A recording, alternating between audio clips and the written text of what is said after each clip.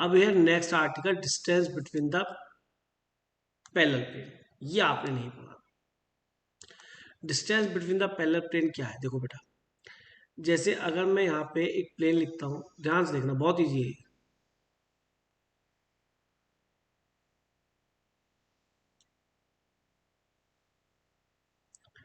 ठीक है जी, मैंने यहाँ एक प्लेन लिया और जैसे कि इसी को ले लेते हैं, 2x minus y plus 3z minus 4 equal to 0। मैंने इसमें कोई पॉइंट कंसिडर कर लिया, बताओ क्या ले लूँ पॉइंट जो आपको अच्छा लगे। एक काम करते हैं, x और z को तो 0 ले लेते हैं, तो y की वैल्यू क्या निकलेगी बेटा? -4। -4। ठीक है जी, तो मैंने एक एनी पॉइंट ले लिया। अब एक चीज बताए, दूसरा नीचे एक पैरेलल प्लेन रखा हुआ है इसके, तो किसी भी पॉइंट से डिस्टेंस निकालो, डिस्टेंस तो सेम ही आएगी अगर पैरेलल है तो, क्यों जी? तो मैंने इसके अंदर एक कोई भी एक आर्बिटरी पॉइंट निकाला और उससे डिस्टेंस निकाल लेता हूँ। ये प्लेन क्या है दूसरा हमारा? ये जी 6x minus 3y plus 9z plus 13 equal to 0। देखो बेटा, इसके डी आर बी क्या है? 2 -1 और 3। इस प्लेन के नॉर्मल के डी आर, सॉरी प्लेन के नहीं बोलना चाहिए, उसके नॉर्मल के डी आर, तभी तो प्लेन पैरेलल होंगे। और इसके नॉर्मल के डी आर क्या है बेटा? बोलो। 2 -1 और 3 तो आया, -3 और 3 +3 है ना, तो सेम ही तो आ रहे हैं, उसको हमने प्रोपोर्शनेट कर दिया। तो इसका मीनिंग ये प्लेन तो पैरेलल है, उसको जान के उसे 3 से मल्टीप्लाई कर रखा है। तो मैंने इस पे एक पॉइंट कंसीडर करा और यहाँ से परपेंडिकुलर डिस्टेंस निकाल लेता हूँ, वो आपको नोन है बेटा, उसको कोई दिक्कत ही नहीं। बोलो जी, पॉइंट पुट करो। 0, इसकी जगह -4 रखा तो 4 यहाँ से रखा हूँ बेटा, ये 0 प्लस 13 अपॉन क्या लिखोगे बेटा? अंडर रूट, बोलिए, 6² प्लस 3² प्लस 9²। ये आपका directly perpendicular distance between these two plane आ जाएगा। कितना बन गया जी? तो 25 हो गया। और ये कितना बनेगा भाई? 81 तो ये हो गया, और 9 और ये 90 हो गया, और ये 36 कितना हो गया? 126। तो ये आपका आंसर हो गया। देखो बेटा, ये यार सभी का चेक करो। सर ऊपर कर दो। लो जी, तो distance between the parallel plane इस तरह से निकाला जा सकता है। आप इस प्लेन पे पॉइंट कंसीडर कर सकते थे, मैंने वहां कंसीडर करा, मैंने कहा आसान सा पॉइंट बनाऊं, दो को जीरो रखे, दो में भी इन दोनों को जीरो रखा, क्यों? क्योंकि मैं एक्स वाई कोफिशिएंट था 3, अगर मान लो वाई को जीरो रखता तो एक्स वाई में बड़े गंदे से कोफिशिएंट आता, 3 डिवाइड में जाता या 2 डिवाइड में जाता। एक तरीका तो ये है। हो गया सर। अब देखिए, इसी को मैं दूसरे से भी कर सकता हूँ कि सर जनरल पॉइंट ऐड कर लेते हैं। जैसे हमने जनरल प्लेन ही लेते ताकि आपको फॉर्मूले की फॉर्म में भी थोड़ा समझ में आ जाए। यहाँ पे प्लेन लिया, A X plus B Y plus C Z plus D equal to 0, और दूसरा प्लेन लिया, वैसे गड़बड़ कर दी मैंने, मुझे ए ही लिखना चाहिए था, क्यों? क्योंकि जो डायरेक्शन रेशियो सेम है। रेशियो सेम हो गए बेबदले उसके नॉर्मल के, तो मैं क्यों B1 C1 के चक्कर पड़ रहा हूँ? पहली बार तो लिखना चाह रहा था कि लिख दूँ सही तरीके से, इसी बार धोखा दे दिया। D2 का फर्क आएगा भाई, पहले प्लेन में ये आपको पढ़ाया ही है, क्योंकि नॉर्मल के डी आर सेम बनेंगे। तो अगर मैं यहाँ पे एक पॉइंट कंसीडर करूँ in general, x1 y1 z1 कोई भी, वैसे तो इससे परपेंडिकुलर डिस्टेंस दोनों किसी पॉइंट से सेम आएगी। तो मैंने इस पॉइंट से परपेंडिकुलर डिस्टेंस p निकाली टू दैट प्लेन, तो p कितना हो गया अभी? पॉइंट पुट कर दो, ax1 plus by1 plus cz1 plus d2 upon under में क्या आएगा बेटा? Coefficient of x square, coefficient of y square, coefficient of z square. और अब ये इसकी वैल्यू कहाँ से निकले जी? ये जो आ गया है बवाल कि सर ये x1 y1 z1 तो इस प्लेन पे लाई करता है, सेटिस्फाई करा दो। ax1 प्लस by1, इसकी जगह y1 पुट किया, इसकी z1, क्योंकि प्लेन पे है वो पॉइंट पे, कोई बहुत बड़ी चीज थोड़ा। तो इसकी वैल्यू क्या आ गई बेटा? रख दो यहाँ पे, क्या मिलेगी? -d1 upon under root A square plus B square plus C square. सीधा फॉर्मूला हो गया बेटा आपके लिए, d2 माइनस d1 या d2 माइनस d1 कर लो या d1 माइनस d2 कर लो, डिस्टेंस क्योंकि मॉडल्स लगा ना, मॉडल्स में तो ए माइनस बी और ये सब सेम होता है, d2 माइनस d1 या d1 माइनस d2 मॉडुलस का सेम होगा upon dot a square b square c square. लेकिन इसको अप्लाई करते ही ध्यान रखना है कि एक्स वाई जेड कोफिशिएंट्स क्या बनाने पड़ेंगे आपको, सेम। सेम। जब इससे पहले मैंने वो अप्लाई किया था तो मैंने कुछ भी ध्यान नहीं किया था, पॉइंट निकालने के बाद सीधा उस पॉइंट से डिस्टेंस निकाली थी ना, तो मैंने उसके अंदर एबीसी को सेम नहीं बनाया था। आंसर अब भी सेम ही आएगा, आंसर अलग नहीं आएगा। अगर मैं इस मेथड से करने लगूँ तो मुझे पहले क्या करना पड़ेगा, यहाँ पे 3 से डिवाइड, तो ये कितना हो जाएगा 2x minus y plus 3z plus 13/2। ठीक है जी। अब बताइए, ए बी सी दोनों सेम हो गए, इसके भी ए बी सी सेम हो गए, सीधा perpendicular distance p, d2 minus D one किसी को भी ले लो, d2 माइनस डी वन, ये माइनस 13/2 अपॉन अंडर, क्योंकि ए बी सी तो सेम हुआ, इसमें ए बी सी अलग ले लूँ, इसमें ए बी सी अलग ले लूँ, तो ध्यान आपको आ ही जाएगा। 2 square plus 1 square that is minus 1 square, तो प्लस 1 स्क्वायर बनेगा, और 3 स्क्वायर, ये कितना हो गया भाई, 8 और 13 कितना बनेगा, फिर 13/3 होगा। 13/3 है, और 3 से डिवाइड, तो ये कितना बन गया बेटा, 3 4 3 12 25 बन गया, 25/3 तो ये आ गया, और 9 और 10, 10 और 4 14, ये आता आंसर। पहले क्या हमारा सर यही आ रहा है सर। यही है। सर 3 को अंदर ले जाएंगे बस तो 126 आ जाएगा। अच्छा हाँ, 14 नंबर, ठीक है। वो रूट में 126 था, मैंने कहा दिखने में तो कुछ और सा दिख रहा था। तो आपको मैंने बेटा पूरी अप्रोच सिखा दी। अब कहीं भी आपको distance between the parallel plane निकालना हो तो यू कैन इजीली फाइंड। अब इसके अंदर कुछ नई नई बातें ऐड होती चली जाएंगी। कहता है find the equation of plane which passes through the point this and parallel to the plane this. तो इसके पैरेलल प्लेन तो में नॉर्मल के डी आर सेम हो, तो केवल किसका फर्क आएगा, लैम्डा का। तो any plane parallel to it क्या बनेगा बेटा, देखो क्वेश्चन पढ़ने के बाद ही एकदम आइडिया चालू जाता है। और इससे पास होता है भाई, इससे पास होता है, तो इससे पास का हो, तो इससे क्या मिल जाएगा हमें, लैम्डा। यहाँ पे 4 रखो, यहाँ पे -1 रखो, कर लोगे ना बेटा। Yes sir. तो रिक्वायर्ड प्लेन हमारा ये हो गया। तो इससे लैम्डा की वैल्यू क्या होगी, 6 -12 -5 प्लस लैम्डा, हाँ जी कितना हो गया, -6 11। ठीक है, 11 आ गई लैम्डा की वैल्यू। अब ये 11 यहाँ रख दोगे तो आपका प्लेन आ गया, 2x minus 3y plus 5z, और लैम्डा की वैल्यू क्या दी यहाँ बेटा मैंने, 11। अब वो क्या पूछ रहा है कि distance between these two plane, के सर वो भी निकल जाओ, उसमें भी कुछ नहीं है। फिर क्या करूं बताओ, d1 माइनस डी टू की कोफिशिएंट सेम बने हुए, तो d1 minus d two modulus upon coefficient of a square b square और सी स्क्वायर। बेटा इसका स्क्वायर इसका स्क्वायर इसका स्क्वायर कितना आ गया ऊपर, 7 4 11 4 बजे 25, और 13 कितना बना रूट, बोलो 38। Yes sir. ठीक यस है, सर। तो ये आपका आंसर है। ये नया आर्टिकल स्टार्ट होता है बेटा, और ये बहुत काम का है बेटा, बहुत इंपॉर्टेंट है। Angle between line and plane, तो कंपटीशन में बोर्ड पे क्वेश्चन आते रहता है। अब यहाँ नोटिस करो कि अगर मैं आपसे कहता हूं कि ये एक प्लेन है, ठीक है जी, और इसको एक लाइन इस तरीके से निकली,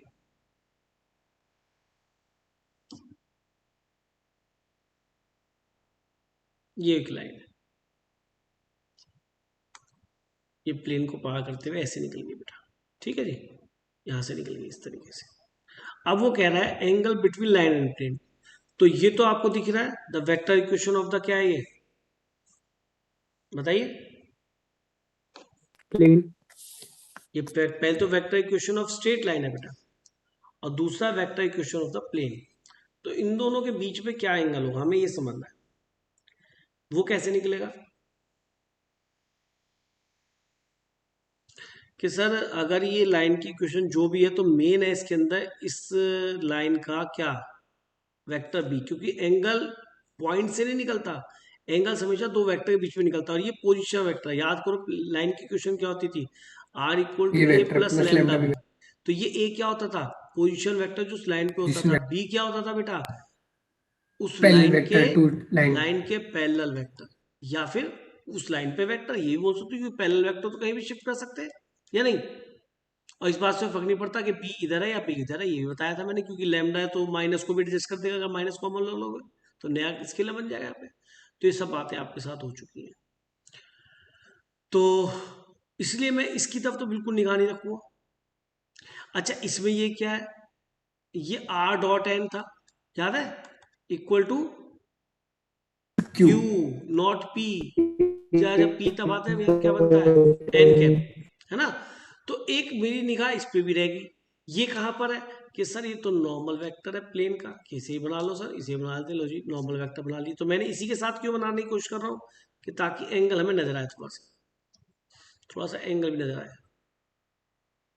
ये मैंने यहाँ पे नॉर्मल वेक्टर इसका ड्रॉ कर दिया जी, किसका, प्लेन का, जो कि आगे इधर भी जा रहा होगा उससे फर्क नहीं पड़ता, पीछे दिखाओ आगे दिखाओ उससे फर्क नहीं पड़ेगा। तो angle between line and plane, तो एंगल जो लाइन और प्लेन के बीच में होगा, नोटिस करो, ये अगर थीटा है तो ये कितना बन गया बेटा, बताओ, 90/6. 90 ओवियस है, इसमें कोई ऐसी बहुत बड़ी इंजीनियरिंग नहीं है।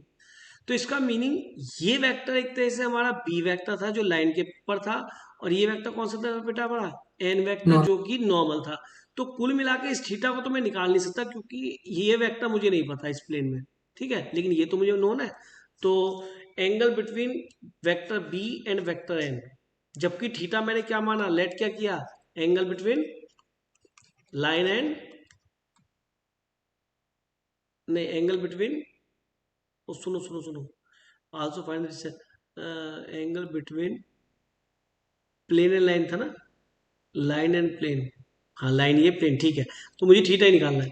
तो बताइए मेरे अकॉर्डिंग इन दो वेक्टर्स के बीच में एंगल 90/6 है, तो मैं कॉस थीटा के लिए 90/6 लिखना पड़ेगा, क्योंकि वेक्टर तो मेरे ये दो है ना बेटा।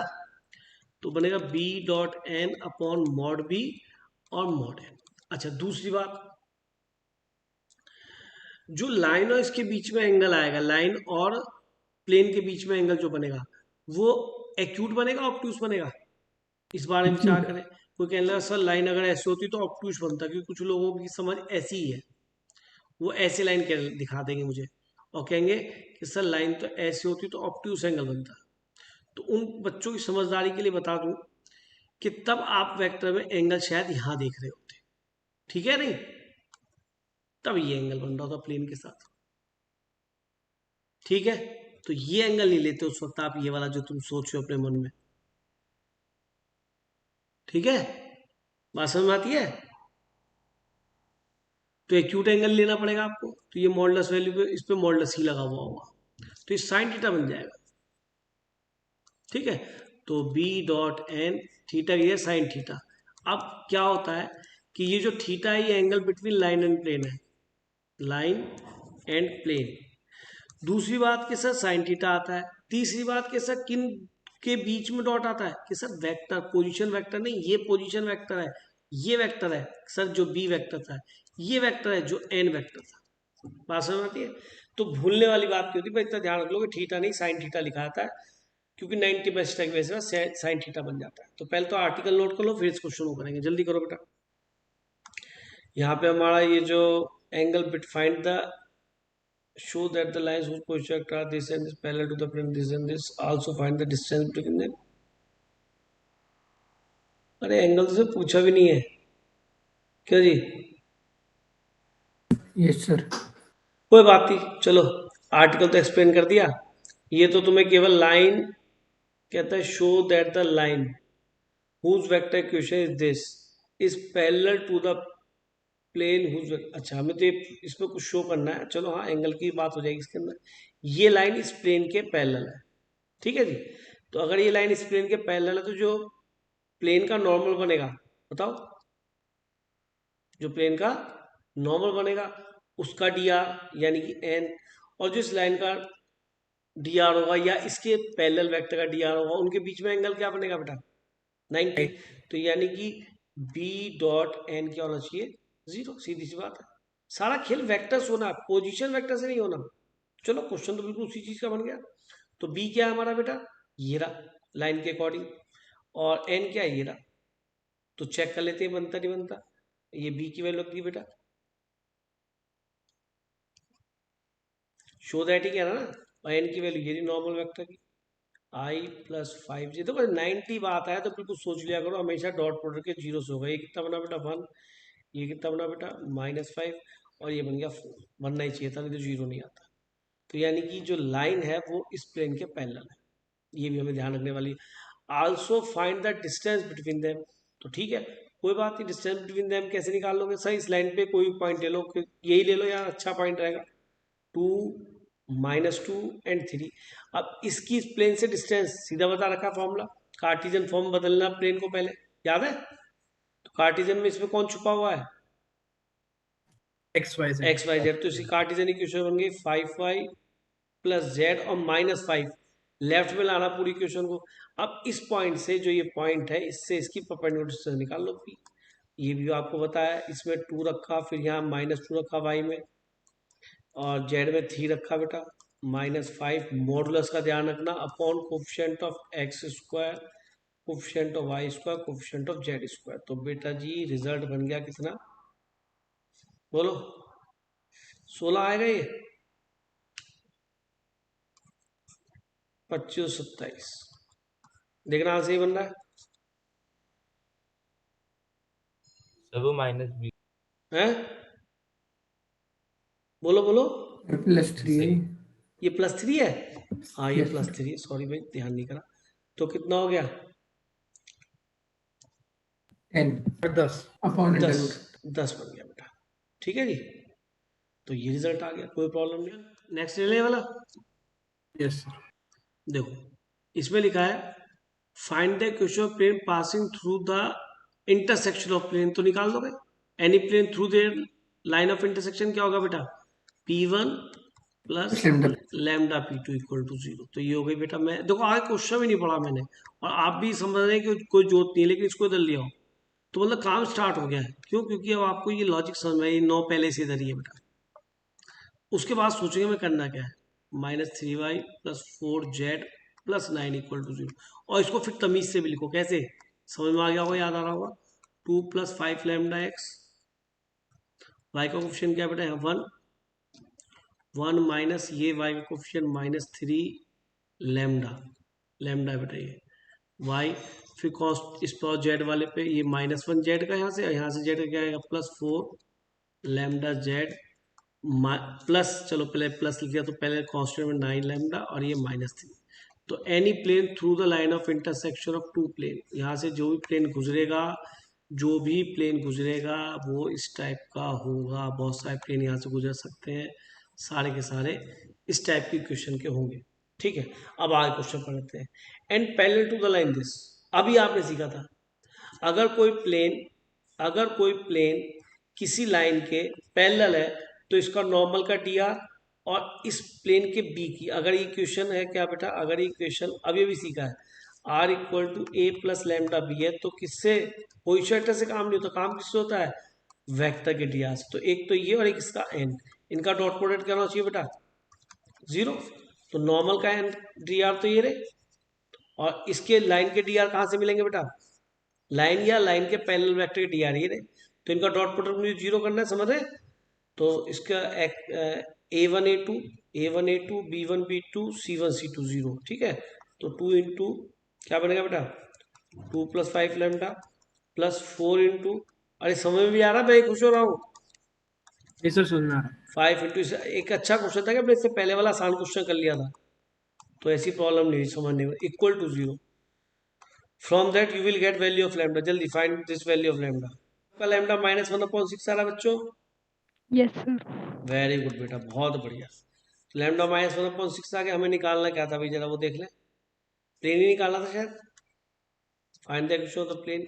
तो ठीक है, इस लैम्डा की वैल्यू अगेन उठा के इसी में ठोक दी आपको, सॉरी इसमें नहीं, सॉरी सॉरी सॉरी, थोड़ा ऊपर यहाँ, ठीक है, ये नहीं आएगा। यहाँ से लैम्डा निकाला है, इनको ज्वाइन कर दो, ये इसमें रखनी। तो लैम्डा 1/6 रख दो माइनस का, तो -5/6x रख रहा हूँ बेटा, फिर यहाँ रख रहा हूँ +1 - 3 इंटू -1/6y प्लस क्या लिखूं? -1 + 4 इंटू -1/6 है, ये माइनस लगाओ, z plus 9 into -1/6 -3 equal to 0। तो आपका इक्वेशन आ जाएगा, सिंप्लीफाई कर लो। 6 दूनी 12 -5 7/6x प्लस 6 और 3 9/6y माइनस 6 और 4 10/6y प्लस कितना बनेगा कि दोनों माइनस हो जाएंगे, माइनस आएगा, प्लस नहीं आएगा, माइनस। तो 6 × 18 और 9 27/6 इक्वल टू 0। ठीक है, तो अब 6 से सीधा सीधा डिवाइड कर दीजिए, मल्टीप्लाई सॉरी, 7x + 9y - 10, ये z रहा होगा भाई, और -27 इक्वल टू, चेक करो बेटा ये आंसर आ रहा है क्या? Yes sir. तो देखिए कितना सिंपल है क्वेश्चन। सारी अप्रोच पता होती तो बेटा क्वेश्चन हो जाता है। क्वेश्चन आपने नोट कर लिया होगा। नेक्स्ट क्वेश्चन है बेटा, सर एक बार फिर दिखा दीजिए। नीचे देखोगे, देख लो बेटा।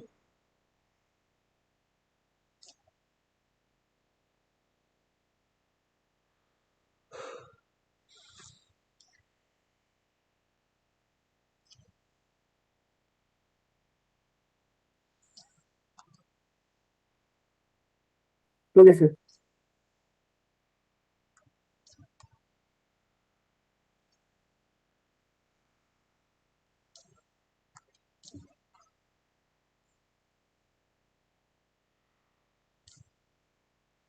चलो जी नेक्स्ट ले question,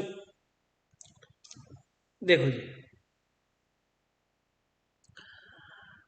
find the equation plane passing through the intersection of the plane डिसेंडिस, आपको पता है, and parallel to X axis.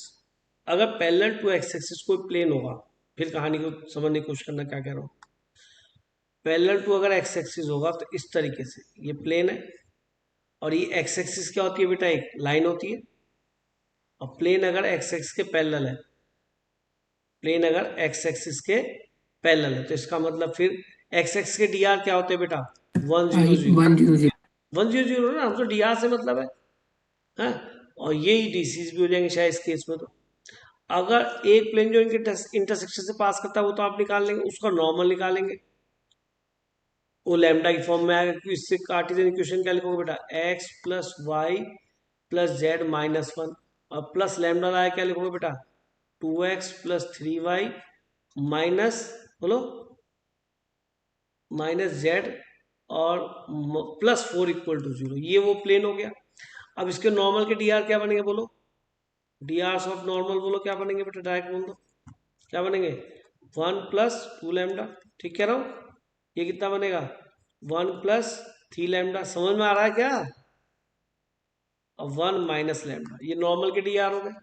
और नॉर्मल के डी आर और ये लाइन के डी आर है, इनका डॉट प्रोडक्ट क्या होगा बेटा, 0। तो 1 × 1 + 2 लैम्डा प्लस 0 × ऐसे क्वेश्चंस बहुत आते हैं। अरे मैंने जल्दी कर दिया है, समझ में आ भी गया। इससे आपको लैम्डा मिल जाएगा। लैम्डा की वैल्यू क्या आ गई बेटा, -1/2। उठाए कहाँ रखना है, ये रख दो, इनका इक्वेशन आ जाएगा।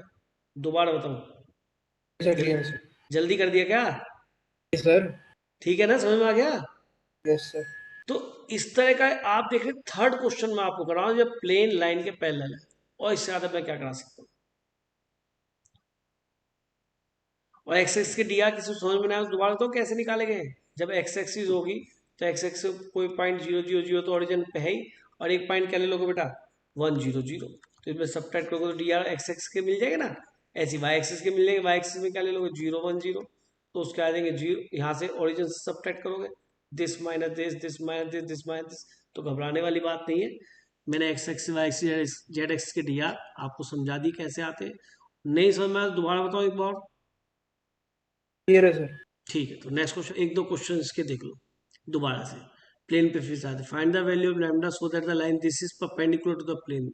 ये कोई प्लेन दे रखा है बच्चों, और एक लाइन है जो कि इसके, find the value of lambda line this is perpendicular to the plane, ये हमारी कोई लाइन है, ये इसके परपेंडिकुलर है। तो इस लाइन के डी आर क्या मिलेंगे, या इसके पैरेलल वेक्टर के डी आर क्या होंगे, जो यहाँ लिखे हुए क्या। ये भी याद रखना कि कोफिशिएंट 1 1 पॉजिटिव हो, क्या हो गए, 6 लैम्डा एंड -4, ये D R of that line. और शायद ये नॉर्मल के डी आर के प्रोपोर्शन होने चाहिए। और नॉर्मल के डी आर क्या बनते हैं कि सर 3 -1 और -2, यानी कि दोनों वेक्टर कैसे हो गए, पैरेलल। तो इनका रेशियो सेम होना चाहिए। तो 3/6 इतने छोटे छोटे क्वेश्चंस भी आते हैं, बच्चा इनको भी नहीं कर पाता, क्योंकि वो बहुत बढ़िया पढ़ के जाता है घर से। अपॉन -4, तो देखो ये 1/2 अपने आप ही आना चाहिए, ये भी 1/2 आना चाहिए, तो लैम्डा कितना बन गया बेटा, लैम्डा इक्वल टू, इसलिए मैं हर क्वेश्चन फिगर बना के चलता हूँ ताकि आपको हमेशा ध्यान रहे।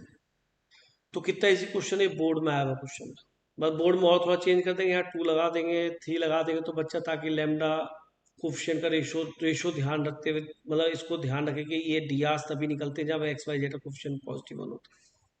ठीक है।